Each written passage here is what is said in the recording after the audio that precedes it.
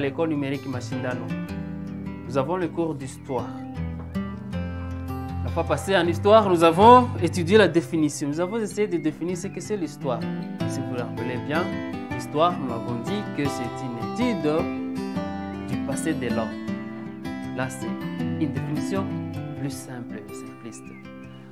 On étudie en histoire le passé de l'homme, le passé des événements, le passé même des objets, même des choses. Mais ici, on s'attelle souvent beaucoup plus au passé de l'homme. Alors, observez bien ce que j'ai en main. Qu'est-ce que j'ai en main ici? Si vous voyez très bien, j'ai l'horloge. À quoi sert l'horloge? L'horloge nous aide, alors nous sert à voir le temps. Oui, voir le temps. L'horloge nous aide à voir le temps. Eh bien, nous allons parler de le temps et l'espace. Le temps et l'espace en histoire. C'est quoi le temps, c'est quoi l'espace en histoire? On va d'abord nous rappeler quelque chose. Rappelons que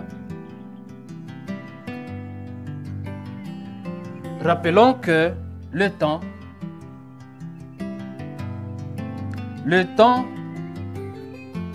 en histoire,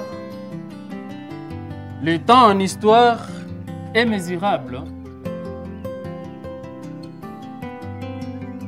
Est mesurable. On peut mesurer le temps, mes chers amis. On mesure le temps. Rien ne peut passer sans qu'on mesure le temps. Alors, le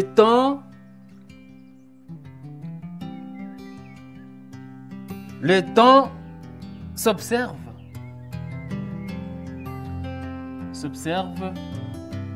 dans le jour. Alors, comment on peut voir le temps? On peut voir le temps dans une journée. On peut dire, il y a le temps qui vient de se passer. C'est dans une journée. On continue. Et alors, le jour? Le jour compte combien? Combien d'heures? 24 heures. Le jour compte 24 heures. Et ces 24 heures sont subdivisées en deux. C'est-à-dire la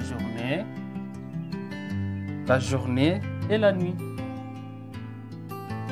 Voilà un peu le temps. La journée et la nuit. C'est déjà le temps. Quand vous dites je vais venir pendant la journée, c'est le temps. Je vais venir la nuit. La nuit, nous allons dormir. C'est le temps. Alors, après cela, retenons encore que 7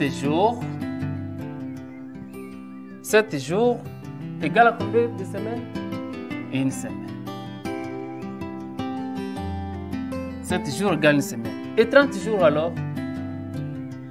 30 jours égale combien de mois? Un mois.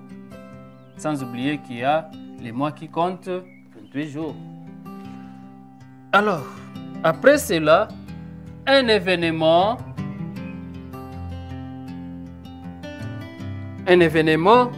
devient histoire. Un événement devient histoire souvent dans le passé. Dans le passé. C'est-à-dire, nous parlons de l'histoire au passé, pas au futur. L'histoire se passe au passé. Un événement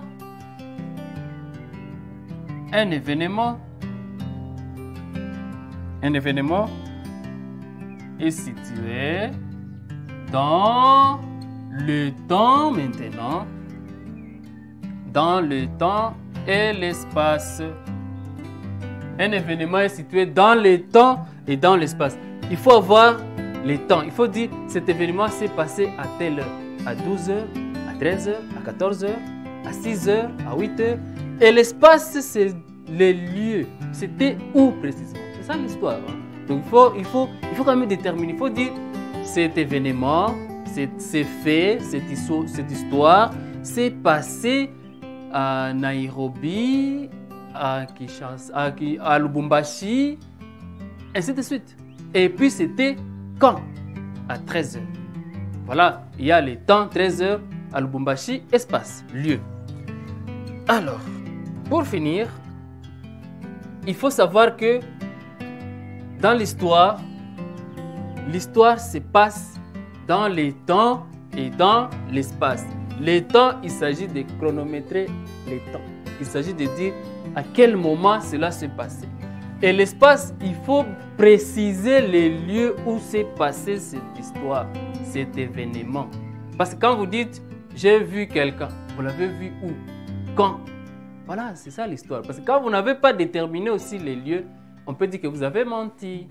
Il faut dire, par exemple, c'était autour de 18h que l'éruption volcanique a eu lieu dans une partie de la ville de Goma le 22 mai 2021. Alors là, il y a les temps vers 18h, espace à Goma. Voilà, à la maison aussi, vous allez essayer de raconter aux parents, aux amis, une histoire où vous allez préciser les temps et l'espace. Merci de nous avoir suivis. Cliquez sur le bouton exercice pour vous évaluer.